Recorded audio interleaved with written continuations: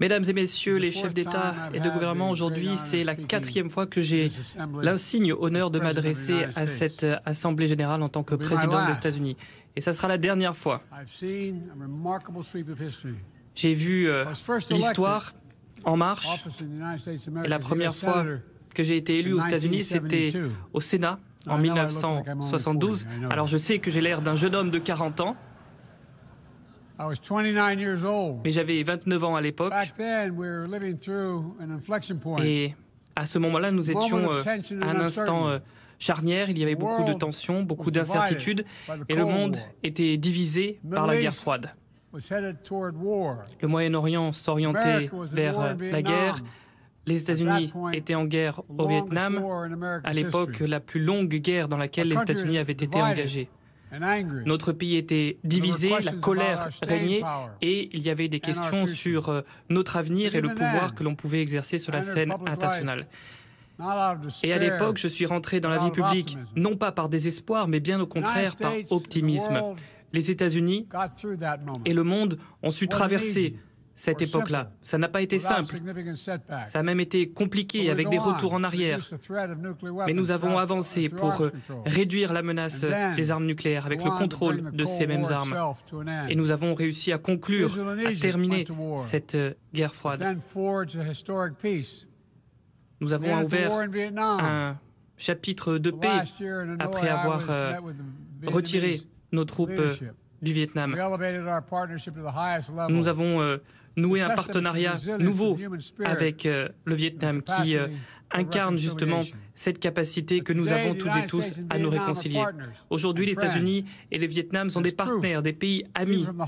Et ça, c'est une preuve que même les horreurs de la guerre n'empêchent pas de voir une trajectoire plus positive et que les choses peuvent s'améliorer. Ça, il ne faut jamais l'oublier. Et j'ai eu la grande chance de voir cela se répéter plusieurs fois dans ma carrière. J'étais contre l'apartheid en Afrique du Sud. J'ai vu aussi ce régime raciste s'écrouler. Je me souviens aussi des crimes de guerre qui ont été commis dans les années 90. Et on a aussi lutté à cette même période-là pour le droit des femmes et des jeunes filles aux États-Unis et dans le monde entier. Il reste encore énormément de travail à faire, notamment contre le viol, les agressions sexuelles comme armes de guerre. Le 11 septembre, nous avons été attaqués par Ben Laden et par Al-Qaïda. Nous avons fait triompher la justice. Et ensuite, je suis arrivé à la présidence des États-Unis à un autre moment difficile. Il y avait des nouveaux défis et de nouvelles menaces, mais aussi de nouvelles opportunités. Il faut qu'on arrive à envisager ces menaces-là, ces défis-là, tout en saisissant les opportunités. Il faut en finir avec les guerres qui ont commencé le 11 septembre. Lorsque j'étais vice-président de Barack Obama, on m'a demandé de nous retirer d'Irak. Ça a été difficile, mais nous l'avons fait. Lorsque j'ai été élu président, c'était plus le Vietnam, mais c'était l'Afghanistan qui était le pays avec lequel on était en guerre depuis le plus longtemps. Et on m'a demandé de terminer ce conflit, et je l'ai fait. C'était une décision difficile, mais c'était la bonne. 4 présidents américains avaient tenté de le faire, mais je ne voulais pas être le 5e à tenter de sortir d'Afghanistan sans y parvenir. Il y a eu des tragédies avec des centaines d'Afghans qui sont morts et des dizaines d'Américains aussi qui sont morts. Et je pense à ces morts tous les jours. Il y a aussi les 2461 soldats américains qui sont morts au fil des 20 ans de cette longue guerre en Afghanistan, sans compter les milliers de blessés.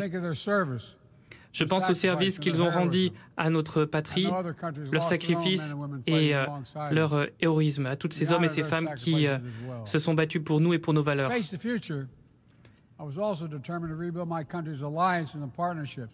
J'ai aussi dû rebâtir les alliances de mon pays, des alliances qui avaient grand besoin d'être reconstruites, et on l'a fait sur la base de traités, mais aussi avec des nouveaux traités comme le Quad, avec l'Australie, l'Inde, le Japon et d'autres pays dans la zone Pacifique. Je sais que nombre d'entre vous regardent le monde et y voient beaucoup de difficultés et de désespoir, mais pas moi. Je m'y refuse. En tant que chefs d'État, nous n'avons pas ce luxe-là. En Ukraine, au Soudan, à Gaza, je sais qu'il y a des guerres, je sais qu'il y a de la faim, je sais qu'il y a des terroristes, de la violence, qu'il y a énormément de populations déplacées, qu'il y a la crise climatique, que la démocratie est en péril, que nos sociétés sont divisées, que l'intelligence artificielle représente autant de risques d'opportunités. La liste est longue. Mais vous savez, j'ai vu tellement de choses, tellement d'événements, et puis nous avons fait tellement de choses dans le bon sens ces dernières décennies que je suis rempli d'espoir. Je sais qu'il y a une trajectoire positive qui peut s'ouvrir à nous. En 1990, je me souviens qu'on disait que le monde était un endroit où tout pouvait s'écrouler jusqu'à son cœur et que l'anarchie allait se déverser sur le monde entier. Certains pensent que cette citation décrit le monde des années 90, mais aussi celui de 2024. Mais pour moi, il y a une distinction claire. Parce que pour nous, finalement, le monde ne s'est pas écroulé. On observe que les décideurs politiques ont réussi à tenir. On a réussi à surmonter la pire pandémie en un siècle. On a veillé à ce que le Covid ne soit plus le maître de nos vies. Nous avons la Charte des Nations Unies. L'Ukraine est aujourd'hui un pays libre. Nous avons investi dans les énergies propres, dans la lutte contre le changement climatique aux États-Unis. Il y a des forces qui cherchent à déchirer notre pays, le monde entier, le chaos, le terrorisme, le cynisme. Il y a des pays qui veulent se retirer de la scène internationale et suivre leur propre chemin. Nous, notre tâche, notre mission, c'est de veiller à ce que l'on reste unis et que ce désir d'union soit plus fort que cette volonté de désunion. C'est pourquoi nous venons ici tous les ans pour réaffirmer ces partenariats et pour surmonter ensemble ces défis, pour qu'ensemble nous tenions.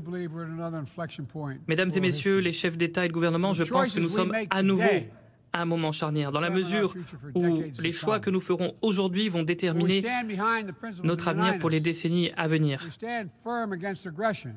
Nous devons lutter contre l'agression. Nous devons mettre un terme au conflit.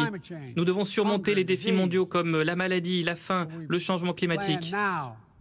Et pour ce faire, il faut planifier tout cela maintenant. Et aujourd'hui, j'aimerais parler de ces décisions qui vont dessiner les contours des décennies à venir et parler du cap que je pense qu'il faut suivre.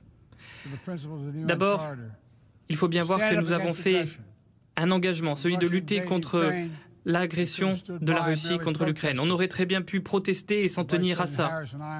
Mais la vice-présidente Harris et moi-même avons bien compris que c'était une agression contre l'Ukraine et contre toutes les valeurs que défend cette institution qu'est les Nations Unies. C'est pourquoi nous avons apporté un soutien humanitaire, économique et militaire à l'Ukraine. Nos alliés de l'OTAN et de plus de 50 pays nous ont suivis dans cette initiative-là. Et puis surtout, le peuple ukrainien s'est dressé. Et j'ai demandé aux personnes de l'Assemblée générale de se lever pour leur rendre hommage l'an dernier. La bonne nouvelle, c'est que la guerre de Poutine ne fonctionne pas. Il voulait détruire l'Ukraine, mais l'Ukraine demeure libre. Il voulait affaiblir l'OTAN, mais l'OTAN n'a jamais été aussi unie, aussi forte qu'aujourd'hui, avec 2 nouveaux membres dans ses rangs, la Finlande et la Suède. Mais nous ne pouvons pas nous arrêter là. Nous avons un nouveau choix à faire. Est-ce que l'on va poursuivre ce soutien et aider l'Ukraine à gagner cette guerre et rester libre, ou est-ce qu'on va abandonner l'Ukraine et laisser l'agression de la Russie détruire une nation. Moi, je connais la réponse. On ne peut pas se permettre d'abandonner l'Ukraine. Et nous n'interromprons pas notre soutien à l'Ukraine tant que l'Ukraine n'aura pas remporté ce conflit.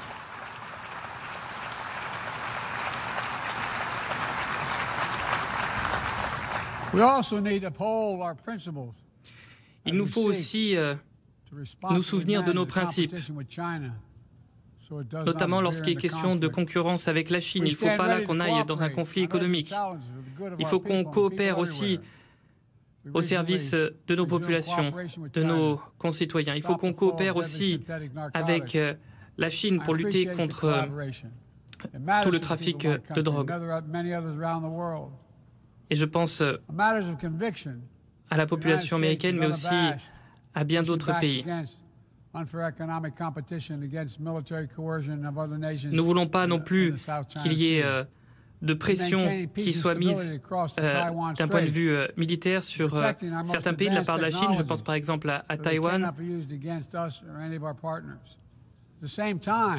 Et dans le même temps, nous devons continuer à bâtir et à renforcer notre réseau de partenaires à travers la région Indo-Pacifique. Cela ne va pas à l'encontre d'un pays, c'est plutôt les bases d'une région libre, pacifique et prospère.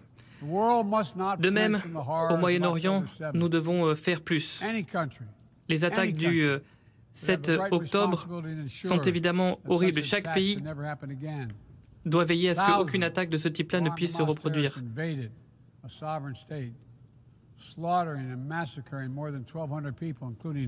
1200 personnes ont été massacrées, y compris 46 Américains, à un festival de musique et même jusque dans leur maison. Il y a eu aussi d'atroces agressions et crimes sexuels, et puis des centaines d'otages. Je connais les familles de ces otages et j'ai une pensée toute particulière pour ces familles qui traversent un enfer, tout comme d'ailleurs les populations civiles à Gaza. Des milliers de personnes qui sont tuées, y compris des acteurs de la communauté humanitaire. La crise humanitaire est grave à Gaza. Ils n'ont pas demandé cette guerre qui a été déclenchée par le Hamas.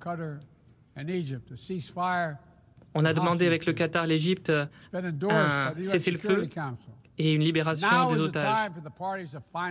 Maintenant, il faut que les parties se mettent d'accord, que les otages puissent rentrer chez eux et que Gaza puisse être sûr et libre de l'emprise du Hamas et qu'on mette un point final à cette guerre.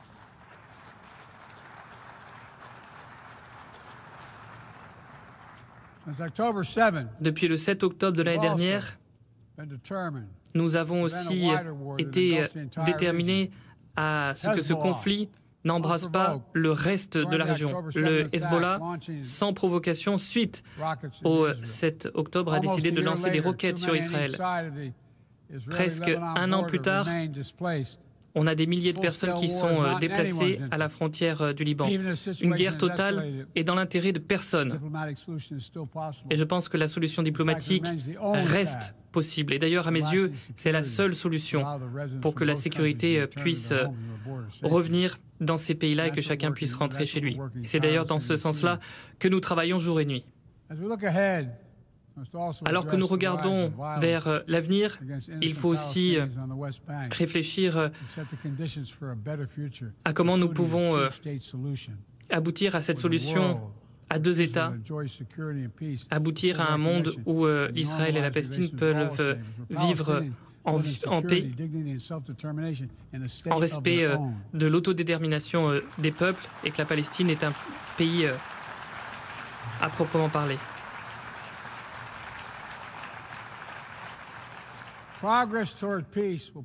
Un progrès vers la paix nous mettrait dans une meilleure position pour aussi lutter contre la menace iranienne. Nous devons étouffer les relais terroristes qui appellent de leur vœu davantage d'attaques comme celle du 7 octobre. L'Iran ne doit jamais avoir l'arme nucléaire. Gaza n'est pas le seul conflit qui mérite notre attention. Au Soudan, il y a aussi une guerre civile sanglante et une crise humanitaire gigantesque qui se déroule. On a 8 millions de personnes qui souffrent de la faim, des centaines de milliers de personnes qui déjà ont été déplacées. Les États-Unis sont parmi les pays qui apportent une aide humanitaire au Soudan et nous avons engagé des discussions diplomatiques afin d'éviter à ce que la situation ne s'aggrave. Il faut que les pays parlent d'une voix et demandent à ce que ce pays puisse être approvisionné en aide humanitaire et que là encore le conflit s'arrête maintenant.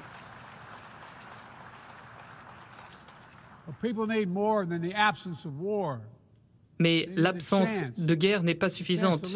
Il faut aussi avoir cette opportunité de vivre en dignité, dans la dignité et d'être protégé du changement climatique, de la maladie, de la faim.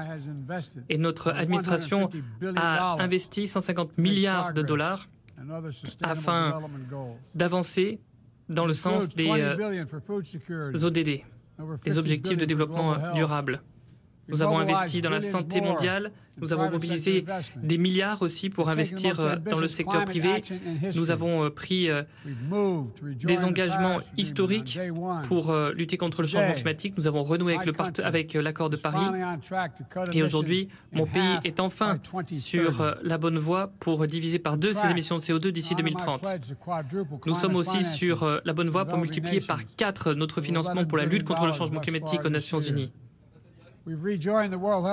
Nous avons rejoint aussi l'OMS et donné à plus de 70 pays des millions de doses de vaccins contre le Covid. Maintenant, il faut lutter rapidement contre l'épidémie de Mpox en Afrique et nous avons d'ailleurs fléché des millions de dollars pour aider les pays africains à surmonter ce défi et nous avons aussi acheminé 1 million de doses de vaccins Mpox aux pays en première ligne.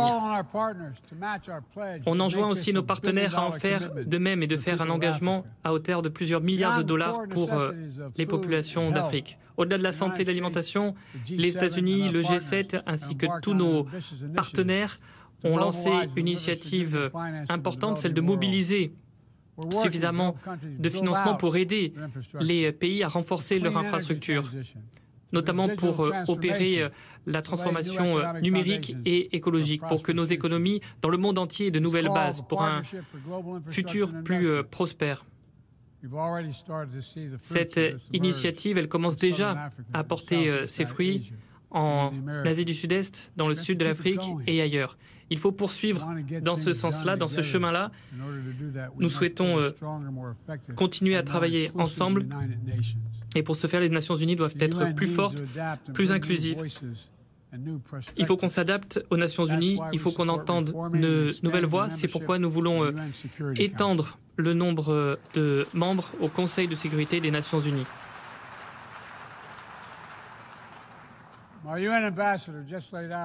Mon ambassadeur aux Nations Unies a détaillé notre vision du monde pour aujourd'hui et pour l'avenir. Il est temps d'aller de l'avant. Et le Conseil de sécurité doit en revenir à sa tâche initiale, celui de mettre un terme aux guerres, celui de promouvoir la paix dans le monde entier. Et le Conseil de sécurité doit aussi veiller à ce que les armes les plus dangereuses ne se répandent pas dans le pays, dans le monde entier.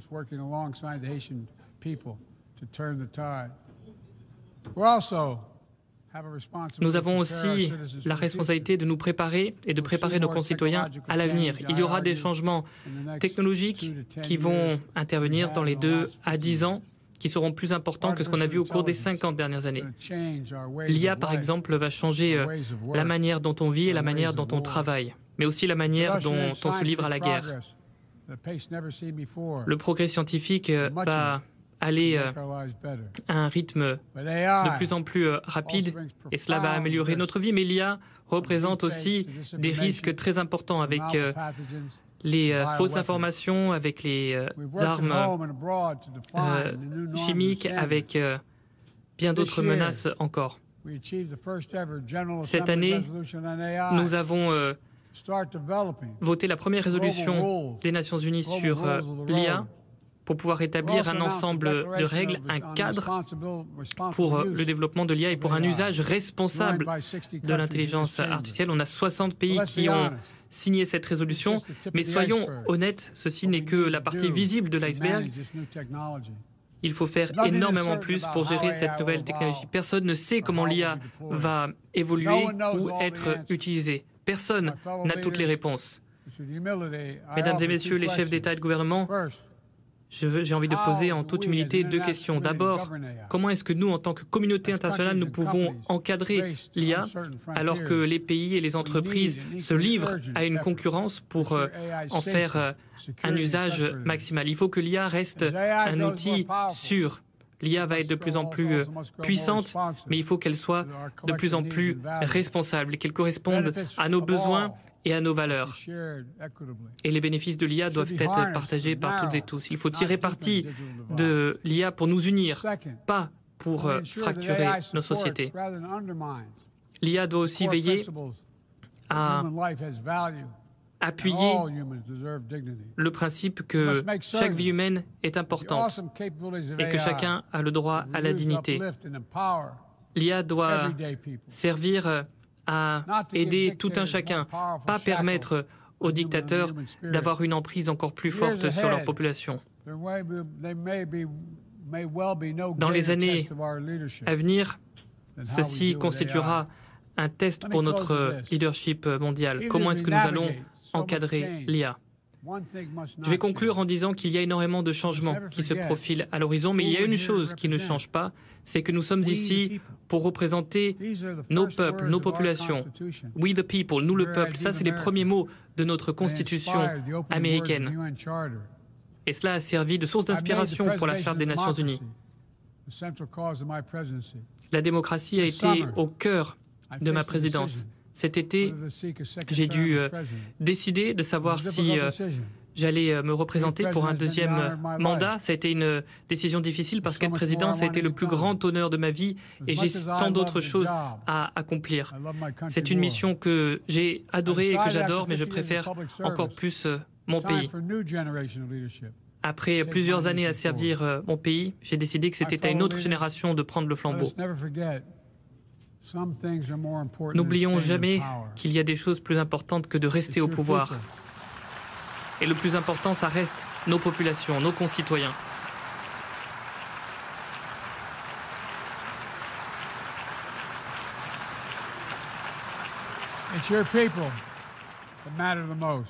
C'est vos concitoyens qui sont le plus important.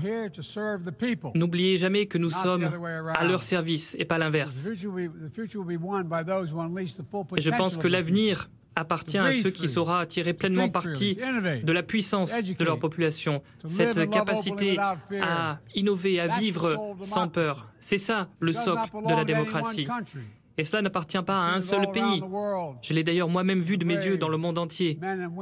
J'ai vu le courage dans les yeux des hommes, des femmes qui ont mis un fin à l'apartheid, qui ont fait tomber le mur de Berlin, qui se battent pour la justice au quotidien. On l'a vu aussi au Venezuela, où il y a des millions de personnes qui ont voté pour le changement, un changement qui n'est pas intervenu, un vote qui n'a pas été reconnu. Mais le monde connaît la réalité. On a vu aussi en Ouganda les militants LGBT qui demandaient la sécurité. On a vu des citoyens dans le monde entier choisir pacifiquement leur avenir. Le Ghana, l'Inde et bien d'autres pays encore qui représentent quasiment un quart de l'humanité qui va voter cette année, ce qui est tout à fait incroyable. C'est incroyable la force que nos concitoyens ont et c'est ça qui me donne espoir en notre avenir. Lorsque j'ai été élu au Sénat pour la première fois en 1972, je savais qu'il y avait des défis. Chaque époque a ses défis. À l'époque, j'étais un jeune homme et je me souviens m'être dit à ce moment-là et encore aujourd'hui que nous sommes plus forts que nous le pensons et nous sommes plus forts ensemble que seuls. Et ce que certains disent impossible n'est qu'une illusion. Nelson Mandela disait que tout semblait impossible jusqu'à ce qu'on le fasse. Mesdames et messieurs les chefs d'État et de gouvernement, il n'y a rien au-delà de nos capacités si nous travaillons ensemble. Alors travaillons ensemble. Que Dieu vous bénisse toutes et tous et qu'il protège aussi toutes celles et ceux qui veulent la paix.